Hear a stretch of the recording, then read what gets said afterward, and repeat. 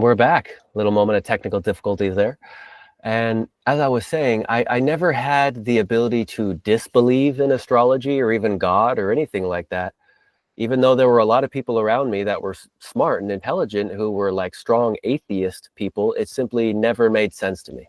I always could kind of tell there was something going on beyond what people spoke about. And the challenge for me with astrology is that when I would read about my sign, like say I'm a Pisces sun, and so that's perhaps the only astrology I knew about myself for the majority of my life until probably at least late 20s. It's like half of it applied and the other half just didn't make sense. And then human design comes along and it's a little different. It gives scientific claim as to why and how astrology impacts us. Because the man, his original name, his birth name was Robert Allen Krakauer. He went by He went by Ra'uruhu when having the human design experience. And like after his encounter with the voice, which is a documentary that's here on YouTube, which is the story of how it all began. He went by Ra'uruhu, and he was the first person to claim that neutrinos, the subatomic particle that's very neutral, actually has mass. So my understanding, he was the first human being alive to claim neutrinos have mass. And the thing is, neutrinos travel right behind photons. So wherever you have light, you have neutrinos, and they're traveling nearly the speed of light. And so they're coming from our sun, they're going through a planet and having an energy exchange with the planet, and then they arrive at us, where there's an energy exchange between us and the neutrino, and then the neutrino leaves and it goes on to impact others. And being able to see that in my perspective basically forms the refresh rate for consciousness. It's basically the speed of light because neutrinos are traveling that fast. And the claim is essentially that what we're thinking is a pattern based upon the influences from all these planets. And so, like what you were saying earlier, I don't believe that we create the program. Personally, I believe we are co-creating the program together with all that is in every moment. Cool. And yeah, it's amazing how we can actually talk about this stuff. Like for so long, I feel like people have been closed off to this kind of knowledge, and then here we are in 2025. It still blows my mind that we're in 2025.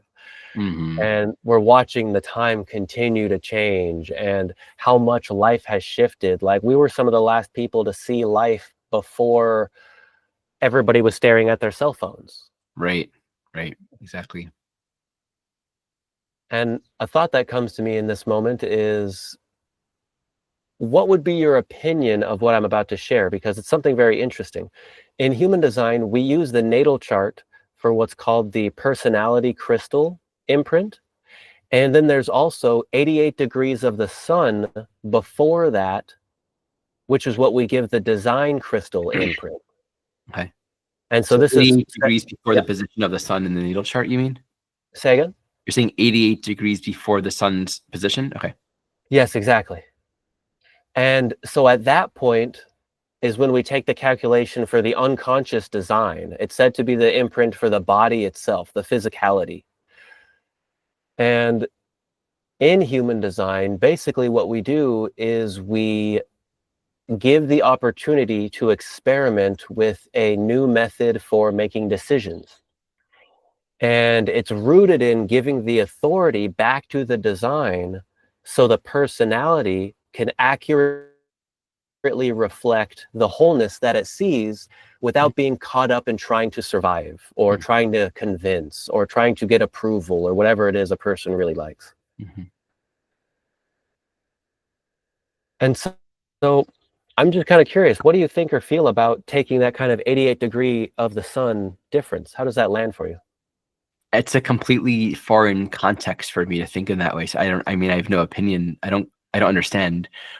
I can think in terms of like my own cosmology and my own training, right? But I don't have any context for understanding that. So 88 degrees being almost a square, So if you're taking a Sagittarius sun, then that's going to be, 2 degrees, Virgo, probably likely, Virgo, but 2 degrees earlier. I just have no context for understanding, what that could mean. Right, right. Yeah, absolutely. That makes sense. It might not even be the most fair of a question. It's fascinating because I try to listen to a lot of astrology, and it's starting to make more sense to me. Like this whole, when we had, was it Saturn moved into Aries. Aries, or yeah, Aries, and I could feel that one. And we recently had another big planet move into something else, and I definitely was seeing the day bring different energy then. So, something I tell to my students a lot, it's so important that when we study a system, we really just stick with that system, because it creates a sort of diffusiveness and incongruency. And it's not so much that these systems might not be pointing ultimately to the same thing. It's just the language and the cosmological perspective might slightly different. And then there could be slightly different definitions and ways of framing things, and sometimes outright different beliefs. So I have a lot of students that actually are familiar with human design, and I get questions about it every once in a while. And I say, listen, I can't compare my EA work with your system. I haven't studied it. I wouldn't feel an integrity doing that. Mm. When studying evolutionary astrology, it's really important to just study evolutionary astrology to really understand how to understand our soul journey through the lens of the natal chart and just be congruent with that framework. So can you tell me something about what evolutionary astrology says about the past life? It simply says that it's the unalterable past from which we come, right? What's relevant to the past isn't so much the things that happened, but the desires that we've generated that continue on. So the crux of the evolutionary journey is about desire. And this resonates with, all of the spiritual teaching from many lineages. Desire is the bottom line dynamic that brings us into incarnational experience over and over and over again. So we come into this lifetime, we all have a desire. Like you and I, everyone here alive, we're here because there's something that we're wanting to get out of it. Meaning, if we had no desire, we would not have this kind of experience. So Jeff Green describes beautifully the evolutionary journey of the soul being one of exhausting all desire until the only desire that remains is the desire to reunite with the source. So we come into this life experience to play out our desires, learn from it, have experience, but then to move on. But we can end a lifetime and we still have a lot of unresolved desires. So we create the next life to continue to explore these desires through which we can evolve. And that points to Pluto. Pluto corresponds to the desire nature of the soul. And that's why I say Pluto is the root ball. Uranus is the roots. The root ball is the intention, meaning, fine, there are these memories, but like, why those memories? Why did you have those experiences? Points back to what is the evolutionary intention as a soul? Why are you coming into this incarnation in the first place? What are the experiences that you're wanting to have, and for what reasons? What is the thing that you're seeking to work out? So, we can have the traumatic experience where a person is at a wedding and suddenly their to-be bride says, I don't want to marry you, and they run out. That's a memory that can have an imprint. We got the whole red hat situation going on. But from a Pluto perspective, we ask the question, why?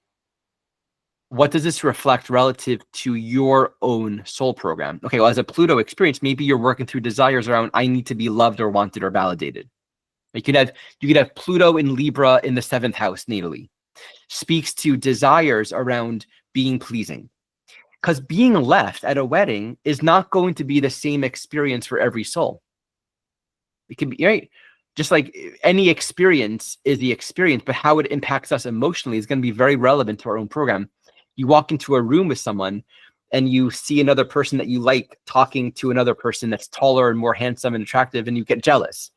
But that person next to you doesn't feel jealous because they're not dealing with the same desires, the same attachments. So we get to that Pluto and we look at the memories and the events and the things that have happened in the past, but we all understand it from the perspective of what are the desires and the underlying attachments and fixations that we've been working through. So we're going to have that, and we're going to recreate experience in this lifetime to continue to work through that. We may not get married to that same person. They might show up in our life in a completely different relational form, brother, sister, mother, child, right? Coworker. But the same archetypal dynamics will present themselves again in that Uranian way in different forms, but to point us back to our soul program. What are we still working on? So with Pluto work, when we meet the Plutonian work, we're dealing with our deepest fears, our deepest psychological fixations, where we're going to have to deal with the impermanence of life, because you have this life journey and then eventually you die. So the question is, during this life, while you are in a body, did we generate more attachments, or did we work through our attachments and kind of saw through our own psychological fixations? You know, and we have to be willing to be vulnerable. We form commitments, we get into relationship, we do things that are going to bring us to the edge. We generate desires for new experience so that we can grow and we evolve. Then we have to let go as well when it's time to let go. Like the caterpillar needs to feel empowered to have like a full caterpillar experience. Like I desire to make a lot of money and do this and build this, right? And at a certain point that has to fall away, and the caterpillar has to kind of go into the chrysalis. And so there's going to be this impelling desire to move on. But we can still hold on. We can still hold on to our fixations. And, you know, suddenly your leaf gets destroyed in a forest fire and it's traumatizing for you. But it's like you have to keep on moving along the soul journey. That's the core root dynamic of Pluto. Yeah, beautiful. I love the way in which you look at the planets that are able to, I see like working with them in a very holistic way, in a very human way even. Yeah, I mean, it's very holistic. It's all seeing everything unified from a soul perspective. So there aren't these desperate parts that are like, well, this is my Saturn self and why I struggle. It's all part of your soul story. Everything's interconnected. Right. I get the sense that there's no need to try and rush the process, and yet there's still a natural order of operations that occurs. Right. I mean, I think comes back to that free will piece. There's an unfolding, and desire is the bottom line. So we can desire to evolve, and that desire to evolve takes us into a more intimate relationship to life experience in service to our own evolution. That will accelerate dynamics, that will move things forward. And we'll do things relative to our desire to evolve. With that desire to evolve, we're going to be less likely to stay in victimization. We'll be less likely to establish or get stuck in entanglements for too long. We're going to ultimately come back to an empowered capacity for choice making, which then means we get stuck in these loops less. And so it doesn't take as long. We can grow from experiences quicker, right? That's the point. We get better at getting it and moving on. Right. Not becoming hung up. Learning from it and moving on. And that brings us back to the time dimension of Saturn. You know, it's kind of like you're in high school, you're in 12th grade. That's the structure, that's the boundary, that's the parameter that you're living within, and there are rules. And if you don't graduate 12th grade, you'll have to repeat it. But the point wasn't just getting the certificate. The point was the soul work that's happening at that level. And so when we graduate, we can then evolve our relationship to time, and we're going to go to college, and it's a completely new structure within which we're going to face our soul content on a new level. So we're going to create templates of time experience and structures and forms of parameters through which we're going to work with our soul dynamics. And when we've learned our lessons, when we've gotten it, we can move on to a new structure. At that point, we continue our evolutionary work on a new level. So a lot of us are like repeating 12th grade over and over and over again from life to life or within the same lifetime, recreating the same dynamics, the same relationships, the same struggles. And it's like, we don't learn a lesson twice once we've learned it the first time, but we will repeat the same learning experiences until we've learned it. And that's one way to understand Saturn in this context. Yeah, absolutely. You know, it was something that was very interesting to me when I was looking at the symbols for, say, Saturn and Jupiter. And I finally was able to recognize the difference between them. Because for a long time, I had kind of like a dyslexic confusion around which is which. Make it flipped. And then I recognized, well, Saturn has a hook, and the hook is below. The hook is what's beneath. And so it get hook on something below and pulls it right on down. whereas Jupiter's got a hook above, and it's like it hooks onto something from above and pulls it right on up. Oh, interesting. Yeah, yeah. And so I thought that was, yeah, for me, that really helped to finally see it. I love when things finally click into place and it's like, oh, now it's part of my long-term memory. It's part of who and what I am now. Mm. And so I definitely would have loved to be able to chat for longer, because I can very tell that you know what you're talking about and you've got a solid perspective you're working with. I'm sure the people who work with you appreciate what you do. And I'd just like to ask, what are you working on right now? So feel free to share Mm. what your projects are, how people can find you, stuff like that. And I can include links in the notes. So Right now, I'm just very busy with family and my training program, which I give my all to. And I have a second year group for my alumni students where I'm doing practice work with them, reading charts, helping them read charts.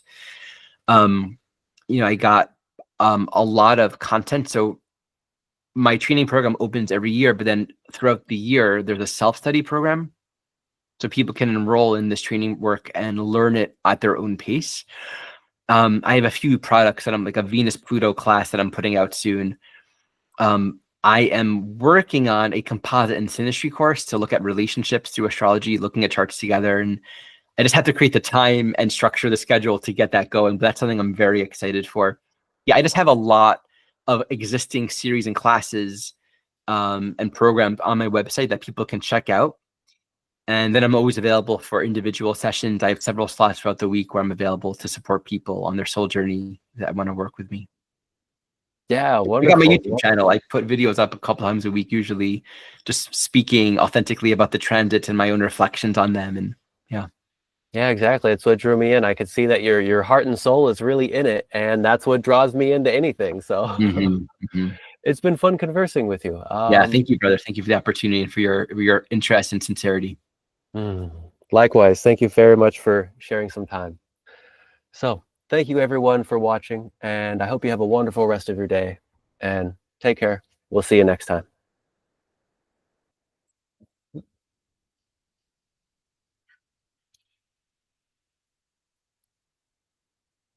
Oh, hey. Great. Okay, I believe we're within the